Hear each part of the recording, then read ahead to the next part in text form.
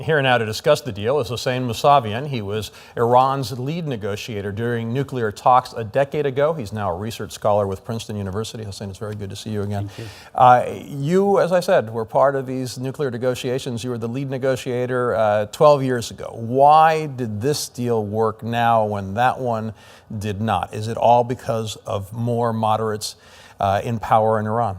Actually, during 2003 to 2005, Dr. Rouhani was the top nuclear negotiator. The current president. And practically Foreign Minister Zarif was one of the key negotiators. Today is the same. Therefore, that time it was President Khatami, he was moderate.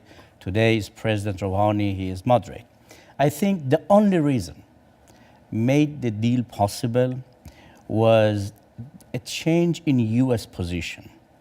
During 2003 to 2005, we were ready to have the same principles agreed today in Lausanne, but the US was insisting zero enrichment in Iran.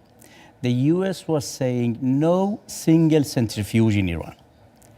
So you think the US has moderated its position, but let's talk... The US moderated, accepted principally enrichment for practical needs of Iran. That's why the deal was possible. And enrichment is an important part of the conversation.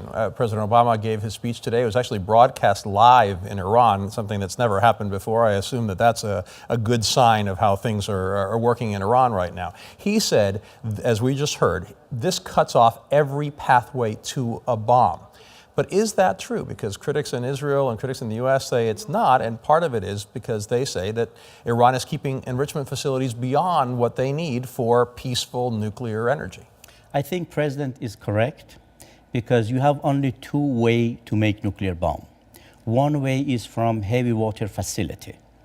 In heavy water facility, if you do not have reprocessing facility, it's impossible to make nuclear bomb. To get it to weapon grade. Exactly. Second, the second path is making nuclear bomb from enrichment.